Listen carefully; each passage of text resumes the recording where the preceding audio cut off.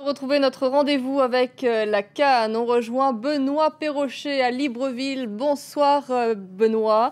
Vous avez accueilli une légende du football mondial aujourd'hui.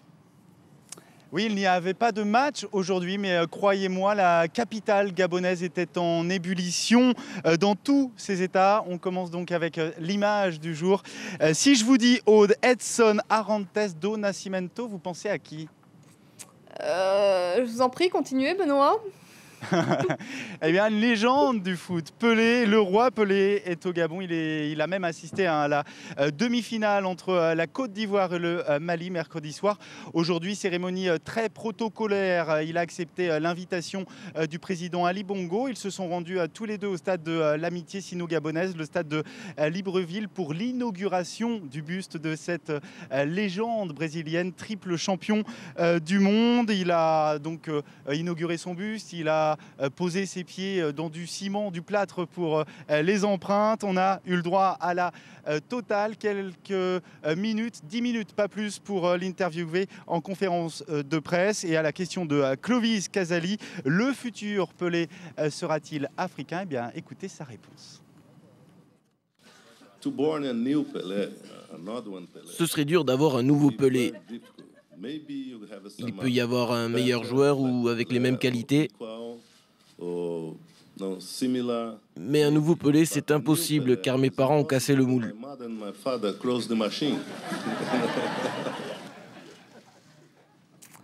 Benoît, voilà pour Pelé à Libreville. L'autre image du jour chez vous, c'est l'arrivée des Zambiens dans la capitale gabonaise, 19 ans après la disparition de leur équipe nationale dans un crash d'avion. Moment de recueillement forcément.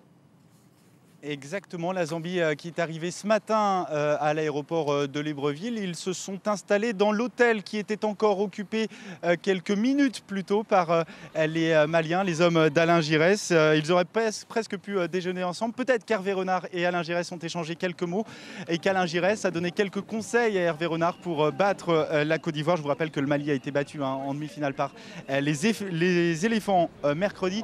Alors forcément, ces Zambiens arrivent à Libreville et on ne peut s'empêcher de parler de ce drame qui a touché la sélection zambienne le 27 avril 1993. Leur avion s'était crashé à 500 mètres du rivage de Libreville et Hervé Renard en a forcément parlé aujourd'hui. Écoutez-le.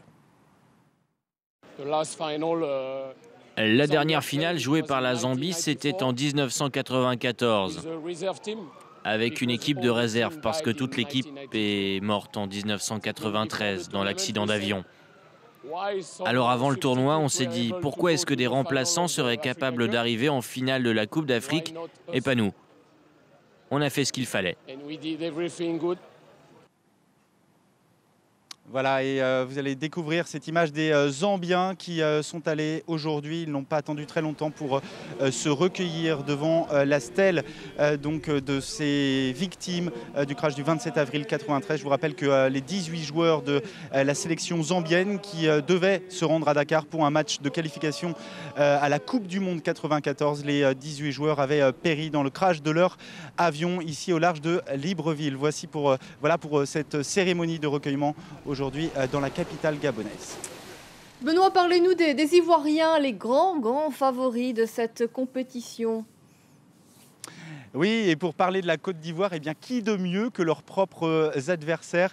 Alain Giresse, éliminé par les Ivoiriens en demi-finale, nous confiait ce matin face à autant d'individualités qui en plus ont l'expérience du très très haut niveau. On pense effectivement au Drogba, au Gervinho, au Yaya Touré qui jouent tous dans des grands clubs européens. Eh bien, on a beau avoir un bon collectif, c'est toujours très très difficile face à ces éléphants de les bousculer. Plus que jamais favoris les Ivoiriens pour remporter un deuxième titre continental. La victoire dimanche, une belle opportunité de réconciliation nationale. Ce sont les mots de François Zawi, le sélectionneur ivoirien qu'on écoute. On sait qu'effectivement l'équipe des Zambie est une équipe aussi qui quelque part aussi effectivement et au niveau émotionnel on la respecte parce qu'on sait le drame qu'ils ont vécu. Je sais aussi que nous aussi en Côte d'Ivoire avec les événements qu'on a vécu depuis quelques années aussi, on a à cœur aussi de ramener cette coupe pour que au niveau déjà de la réconciliation on puisse aussi être vecteur de cohésion sociale. Donc non, ce match, effectivement, cette finale va être belle des deux côtés. Pour vous, Benoît, il n'y a aucune ambiguïté, ces Ivoiriens sont vraiment favoris. Bah écoutez, c'est une équipe qui a fait un sans faute lors des éliminatoires, 6 matchs consécutifs sans défaite, sans faute également dans cette phase finale avec une 5e victoire consécutive face au Mali mercredi soir. Ils n'ont encaissé aucun but, ils ont un collectif qui fonctionne, une défense très solide, ces éléphants, si vous me permettez le jeu de mots. Ça va être très très dur pour ces Chipolo-Polos, les Zambiens dimanche. On verra bien. En tout cas, on attend ici du côté de Libreville énormément de supporters ivoiriens pour supporter les partenaires de Didier Drogba en finale.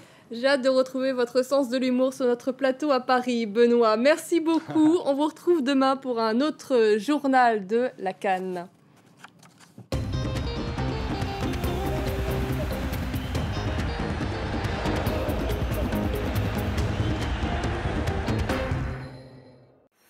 Groupe Marc, solution en uniforme, vous a présenté Rendez-vous avec Basile.